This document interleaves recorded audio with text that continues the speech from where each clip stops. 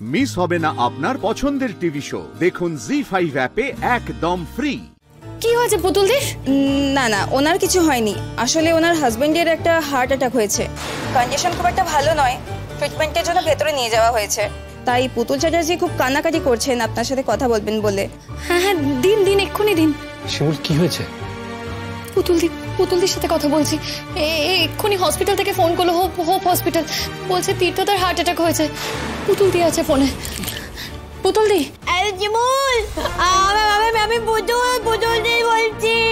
পুতুলদি তুমি শুনতে পাচ্ছ আমার কথা? কি হয়েছে বলো না ও পুতুলদি। জিমুল না অজু করে দিয়েছে, আমি হাসপাতালে নিয়ে এসেছি আপনাকে। তুই আয় না রে আমার কাছে, আমি একা রয়েছি হাসপাতালে। কেউ নেই আমার সাথে, কেউ নেই। জানি জিমুল, আমি জোরে জোরে গান গাইছিলাম যাতে জয় শুনতে পায় আমার গান। জয় আমাকে বলতো না যে পুতুল তুমি যখন একা একা থাকবে, আমি যখন থাকবো না তোমার গাছে, তুমি জোরে জোরে গান গাইবে, আমি সব শুনতে পাবো। আমি বলতো জোরে জোরে গান গাইলেও যে শুনতেই পেলাম আমার গানটা। চোখ বন্ধ করে আছে। ওরা সবাই বলছে কি যারে না অজ্ঞান হয়ে গেছে। আমি বলছি শোন, যে ঘুমিয়ে আছে, তুই আনো ঠিক রে।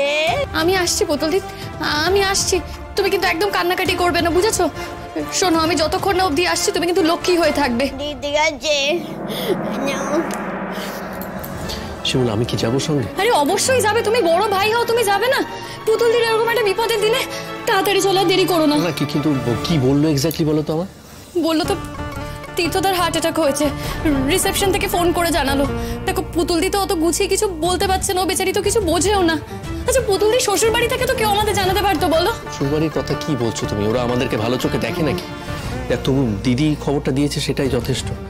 কিন্তু শোনো, আমার মনে হয় দেরি করে লাভ নেই, তাড়াতাড়ি যেতে হবে। যেতে তো হবেই, কিন্তু বলছি মাকে জানাবো। মাকে এখন বলে কি কোনো লাভ হবে? আমরা বরং ফিরে এসে মাকে বলি। কিন্তু মাকে যদি না জানাই, মা তো পরে শুনলে কষ্ট পাবে। আর মা যদি আমাদের সাথে যেতে চায় তখন? না না, আমার মনে হয় শোনো, এখন এইসব ঝামেলা করে লাভ নেই। আমরা নিচে যাই, যাওয়ার পথে মাকে বলে যাব, আর ওখানে গিয়ে ব্যবস্থাটা করে আসি। চলো শিমুল, আর দেরি করে লাভ নেই, তাড়াতাড়ি করো। চলো চলো চলো, আর দেরি করে ঠিক হবে না। হ্যাঁ চলো।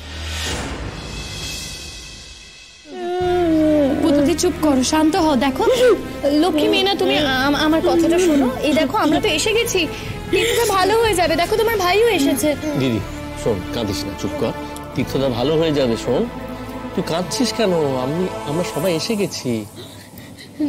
ভালো নয় কি হবে বলতো ভাই? আমার কি হবে? হ্যাঁ বাবা গোচার আমার কাছে আর কেউ নেই। দাদা এসেছিল, ও বলছে ওর কাছে অত টাকা নেই, ও কিছু করতে পারবে না। আর ডাক্তারবাবু বলেছে অনেক টাকা লাগবে, অনেক টাকা। আচ্ছা আমরা কি মরে গেছি নাকি? হ্যাঁ আমরা তো আছি। তুমি চিন্তা করো না পুতুলদি, আমরা ঠিক কিছু না কিছু করব। আমাদের উপর ভরসা আছে তো, যে করেই হোক দেখো তীর্থদাকে বাঁচাবো আমরা।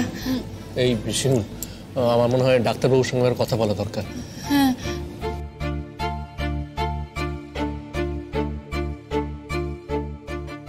বলছি, আমরা না তীর্থ চ্যাটার্জির বাড়ির লোক, একটু ডাক্তারবাবুর সাথে কথা বলা যাবে?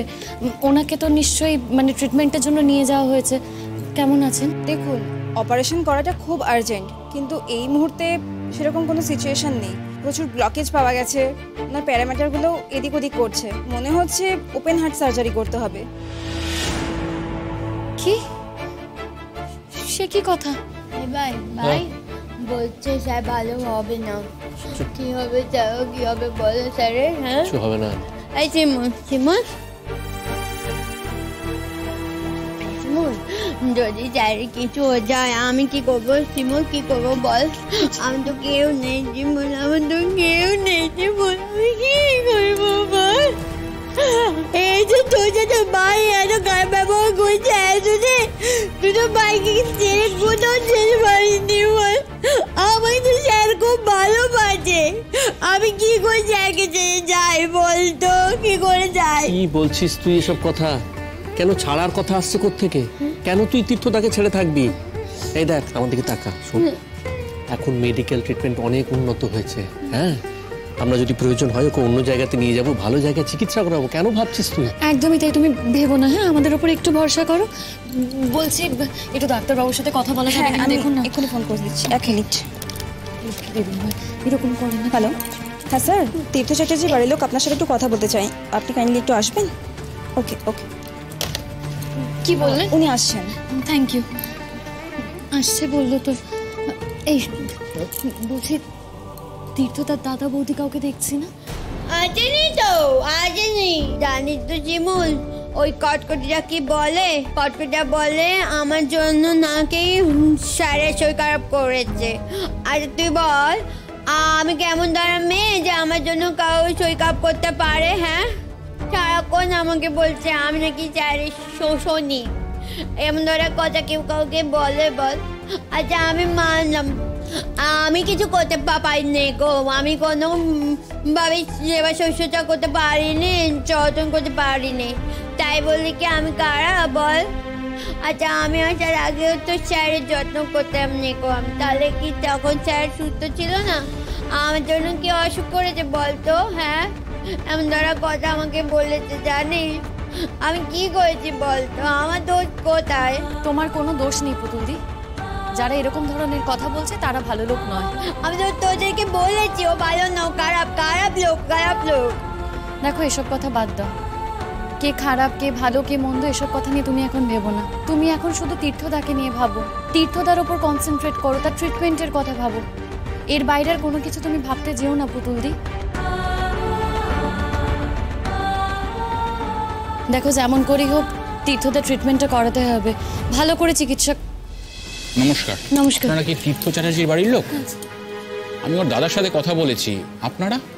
আমি আসলে ওর ভাই স্ত্রী, ওর ভাই ননদ হয় আমার।